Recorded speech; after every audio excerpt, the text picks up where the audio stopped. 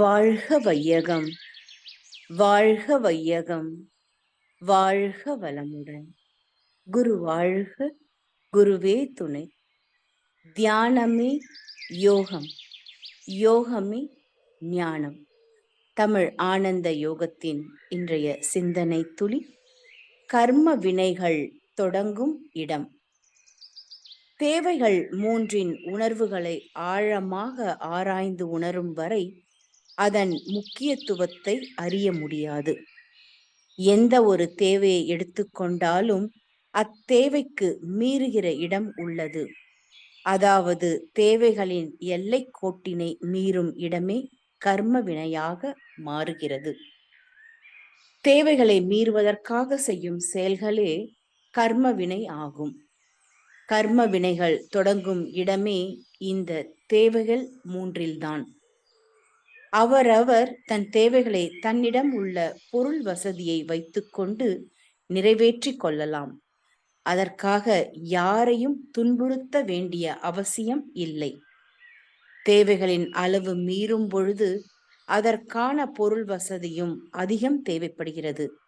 அப்பொருளை ஈட்ட பிறரை துன்பப்படுத்தி பொருளை ஈட்ட மனிதன் முயல்கிறான்.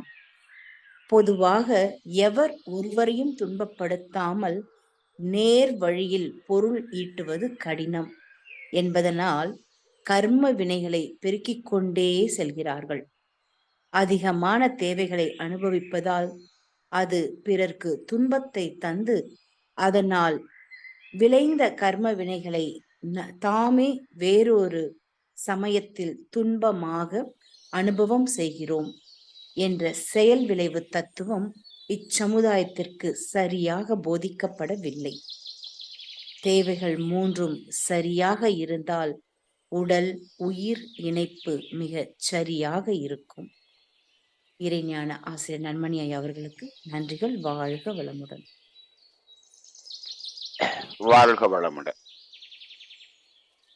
அதாவது மகர்ஷி அவர்களுடைய இந்த வாழ்க்கையின் தத்துவங்கள், நமது வாழ்க்கைக்கான இந்த தத்துவங்கள், அதில் ஒரு நுணுகி உணர வேண்டிய ஒரு தத்துவம் என்று சொன்னால் அது இந்த இடம்தான்.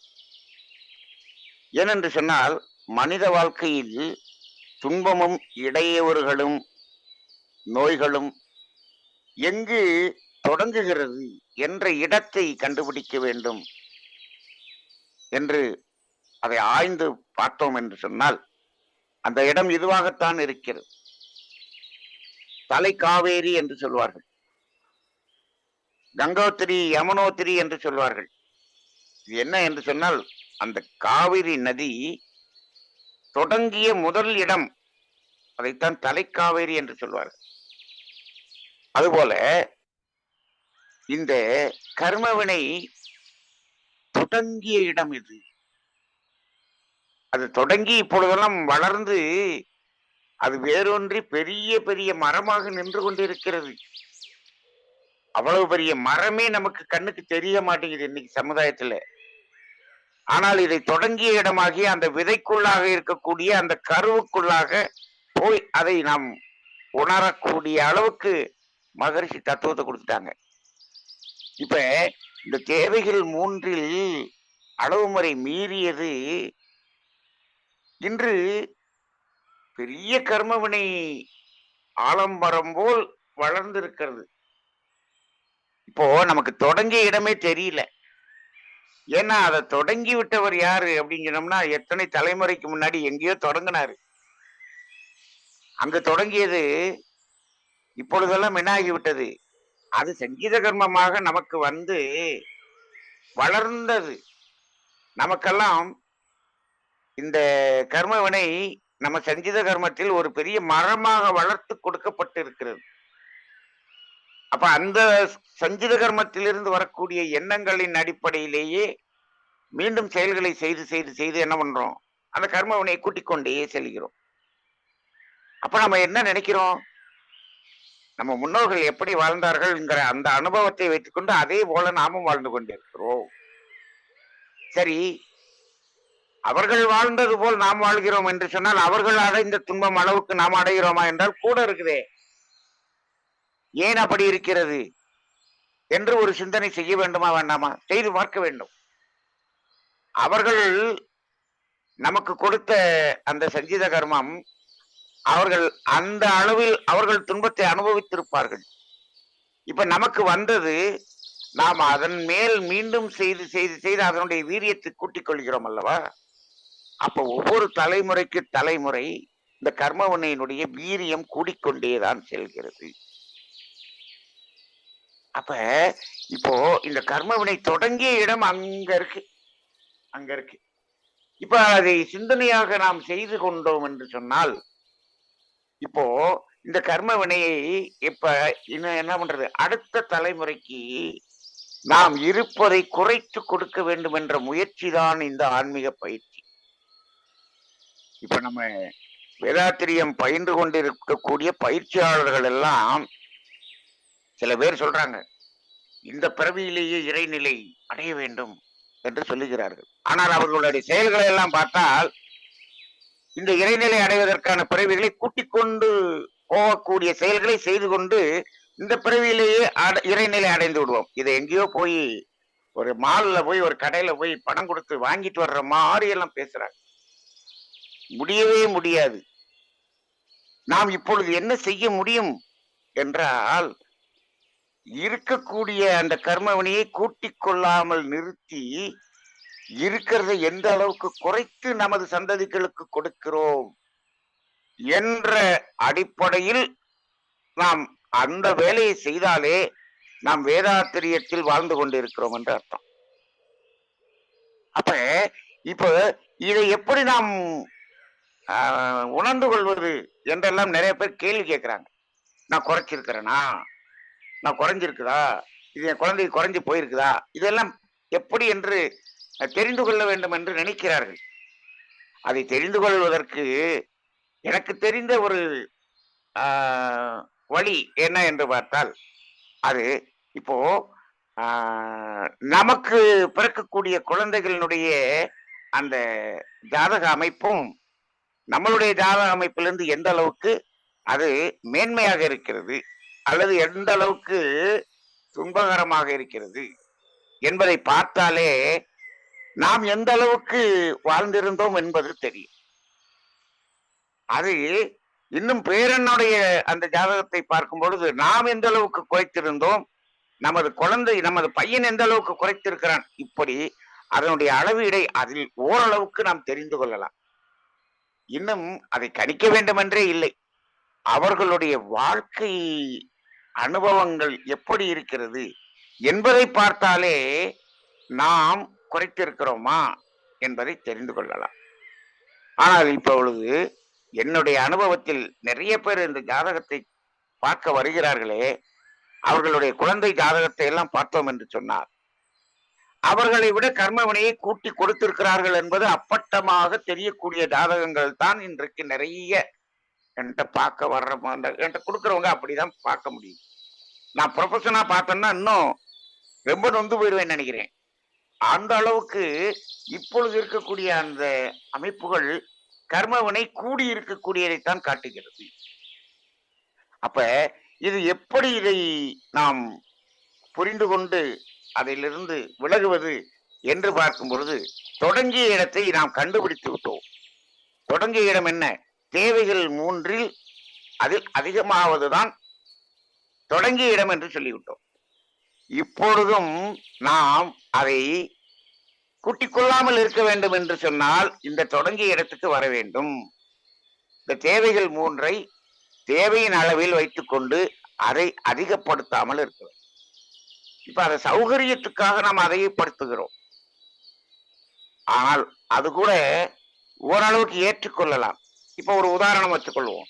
இப்ப பாருங்க, இப்போ ஒரு காலத்திலே ஒரு கொஞ்சம் பேர் சைக்கிள் வச்சிருப்பாங்க, மற்றவங்க நடந்து போவாங்க. ஒரு சௌகரியமாக போய் வர்றதுக்கு சைக்கிள் வச்சிருப்பாங்க. அவரெல்லாம் சைக்கிள் வச்சிருக்காரேன்னு ஒரு ஏக்கத்தில் பல பேர் இருந்தார்கள். அப்ப என்ன ஆகுது? அது துன்பம். அப்ப இது எப்படி பார்க்கப்படுகிறது என்று சொன்னால், இந்த இயற்கை வளத்தை எல்லோரும் சமமாக அனுபவிப்பதற்கு பதிலாக ஒருவர் அந்த தேவையை கூட்டி அனுபவிக்கும் பொழுது மற்றவர்களுடைய மன உணர்வு இருக்கிறதெல்லாம் அது கர்மவினை. அப்ப அன்றைக்கு அது கர்மவினையாக மாறியது. அதற்குரிய விளைவு நம்ம கொஞ்சம் சௌகரியமாக அனுபவித்தாலும் கர்மவினை இருக்கிறது. ஆனால் இப்பொழுது எடுத்துக்கொள்ளுங்கள். இன்றைக்கு சாதாரண சைக்கிள் அப்படிங்கிறது இல்லாத ஆளே கிடையாது. எல்லாரும் வச்சுக்கலாம் அப்படிங்கிற அளவுக்கு அது சாதாரணமாக மாறிவிட்டது. அப்ப இன்னைக்கு நீங்க ஒரு சைக்கிள் வாங்குனீங்கன்னா அது அது தேவைக்கு சௌகரியத்துக்காக ஒரு சைக்கிள் வாங்குனீங்கன்னா கர்மவினை ஆகுமானா ஆகாது. ஆகாது. அப்ப அது எல்லோருக்கும் கிடைக்கக்கூடிய அளவுக்கு அது வளர்ந்த பிறகு அது யாருக்கும் துன்பமாக மாறுவதில்லை. இப்படிதான் பார்க்க வேண்டும். இதை சிந்தித்து பார்க்க வேண்டும். நான் கூட சொல்வேன், வட்டிக்கு கொடுப்பது கர்ம வினையா என்று கேட்டார்கள். ஆமாம், வட்டி வாங்குவது கர்ம வினை என்று சொல்லிவிட்டேன். ஆனால் அதில் ஒரு சின்ன ஒரு புரிதல் இருக்க வேண்டும் என்று சொன்னேன். என்ன புரிதல்? இன்னைக்கு நம்ம இந்திய நாட்டில் இருக்கக்கூடிய இந்தியன் கவர்மெண்ட்ல ஒரு வட்டி விகிதத்தை நிர்ணயம் செய்கிறார்கள். ஒரு பேங்க்ல ஒரு 6.5%, 7% அப்படின்னு நிர்ணயம் பண்றாங்கன்னு வச்சுக்கோ. இது எதை வைத்து நிர்ணயம் பண்ணுகிறார்கள்? இது இந்த வாழும் மக்கள் அனைவருக்கும் இது ஒரு சிரமத்தை கொடுக்காத ஒரு வட்டி விகிதம் என்று அதை நிர்ணயம் பண்ணி அதைத்தான் என்ன பண்றாங்க, பேங்க்ல கொடுக்குறாங்க. அப்ப பேங்க்ல ஒரு 8% அப்படின்னு சொல்றாங்கன்னு வச்சுக்கோ. 8% முக்கா வட்டின்னு வச்சுக்கோ. இது ஒரு சிரமத்தை யாருக்கும் துன்பம் கொடுக்காத ஒரு என்று நிர்ணயம் செய்யப்பட்டிருக்கிறது. அந்த வட்டிக்கு நீ கொடுத்தீங்கன்னா உனக்கு பாவம் இல்லப்பா அப்படின்னு நான் சொல்லிட்டேன். அப்ப என்ன பண்ணணும்? பேங்க்லயே போட்டீங்கன்னா உனக்கு பாவம் இல்லை. ரைட்டு. அது சமுதாயம் ஏற்றுக்கொண்டதாக இருக்கிறது. ஆனால் அதே பேங்க் வட்டிக்கு நீ வெளியில கொடுத்தீங்கன்னா அதை திருப்பி வாங்க முடியல சார் அப்படிங்கிறாங்க. ஏன்? அவங்க அதிக வட்டி இருக்கிறத தான் கட்டுறாங்க, நம்மளத கொடுக்கவே மாட்டேங்கிறாங்க. சரி, இப்போ இந்த கணக்கீடுகளை இப்படியெல்லாம் பார்க்க வேண்டி இருக்கிறது. அதுக்காக தேவையின் அளவிலே தான் வாழ வேண்டும் என்று சொல்லவில்லை. ஆனால் சௌகரியமாக வாழ்ந்து கொள்வதற்கு எடுத்துக்கொள்ளலாம். அந்த சௌகரியம் என்பது இந்த சமுதாயத்தில் எல்லோரும் ஓரளவுக்கு அந்த சௌகரியமாக வாழ்ந்து கொண்டிருக்கக்கூடிய அந்த சௌகரியத்துக்கு போங்க. எல்லாரும் இன்னைக்கு பஸ்ல ஏறி போறோம், சௌகரியமாக போறோம், எல்லாரும் போறோம். ஏன்? தேவை அப்படிங்கிறது நடந்தே போலாமே அப்படின்னா எல்லோருக்கும் அந்த வசதி இருக்கும்போது அது துன்பமாக மாறவில்லை. அந்த அளவு அதை மீறும் போது அங்கதான் கர்மவினை. இந்த இடத்துல நம்ம பாருங்க, அதை மீறும் போது நமக்கு என்ன வருது பாருங்க. எங்கள்கிட்ட எல்லாம் பைக் இருக்கு, உங்கள்கிட்ட எல்லாம் ஒண்ணும் இல்லையே அப்படின்னு அந்த உறவினர்கள்ட்ட எல்லாம் அதை காமிக்கிறோம் பாத்தீங்களா? நிறைய இடத்துல இப்படி இருக்கிறது. அவர்களிடமெல்லாம் இல்லாத ஒன்று என்னிடம் இருக்கிறது என்று சொன்னே அதை எடுத்துக்கொண்டு காமிக்கிறோம் பாருங்க. அதை காமிக்கிறதுக்கு பேர் என்ன என்று சொன்னால், நான் கர்மவினையை சேர்த்து விட்டேனே, எனது குழந்தைகளுக்கு, எனது பேர குழந்தைகளுக்கு கர்மவினை கூட்டி விட்டேனே, பாருங்க பாருங்க பாருங்கன்னு காமிக்கிறதாகத்தான் இருக்கிறது. அப்ப அந்த அடிப்படையில் இப்பொழுதெல்லாம் என்ன ஆகிவிட்டது? தேவைகள் ஆடம்பரமாக அனுபவிப்பது என்ற ஒரு நிலைக்கு சென்று விட்டது. அங்குதான் கர்மவினை உச்சமாக போகிறது. நோய்களினுடைய தன்மையும், மனதினுடைய வேதனைகளினுடைய தன்மையும், மனரீதியாக பாதிக்கக்கூடிய தன்மையும், இயற்கையினுடைய சீற்றங்களும் அதிகமாக இருந்து கொண்டிருக்கிறது. இப்போ நேற்று கூட இயற்கை சீற்றத்தை பற்றி பேசணும். அதுல பாருங்க, நிலத்தின் மூலம் பூகம்பம். அது 2 இடத்துல இந்த 4 நாள்ல பூகம்பம் வந்திருக்கிறது. நீர், அதை நாம் பார்த்து விட்டோம். நெருப்பு, ரொம்ப நாள வெடிக்க போகுதுன்னு சொல்லிக்கிட்டு இருந்த அந்த ஒரு எரிமலை, பெரிய எரிமலை நேற்று வெடிச்சிருக்கு. காற்று, ஆஸ்திரேலியாலையும் அமெரிக்காவிலையும் புயல் வீசிய அது சூறாவளி காற்றோடு இந்த ஒரு 2 நாளைக்கு முன்னாடி அடிச்சிருக்கு. அதே சமயம் கேரளால கொரோனா வந்துருச்சு. 5 பஞ்சபூதங்களும் ஒன்னா சேர்ந்து கூட்டணி போட்டு இப்பொழுது உலகத்தில் இந்த விளைவை கொடுத்து கொண்டிருக்கக்கூடிய ஒரு இதை பார்க்கிறோம். இது எல்லாம் எதனான அடிப்படையில்? தேவைகளை மீறிய கர்மவினை. அப்ப இப்ப நம்ம எங்க விழிப்புணர்வோட இருக்க வேண்டி இருக்கிறது என்று சொன்னால், தேவைகளை நிறைவேற்றுவதில் விழிப்புணர்வோடு இருந்து கொண்டால் நாம் கர்மவினை கொட்டிக் கொள்ளாமல் இருக்கலாம். நமது சந்ததியினுடைய வாழ்க்கை ஒரு அமைதியான ஆரோக்கியமான வாழ்க்கையாக வாழ்வதற்கான வழிவகை செய்வதாக இருக்கலாம். இதை பெரியவர்கள் உணர்ந்தவர்கள் அதை நாம் நடைமுறைப்படுத்தி அந்த சமுதாயத்தை ஓரளவுக்கு நல்ல சமுதாயமாக மாற்றுவோம். வாழ்க வளமுடன்.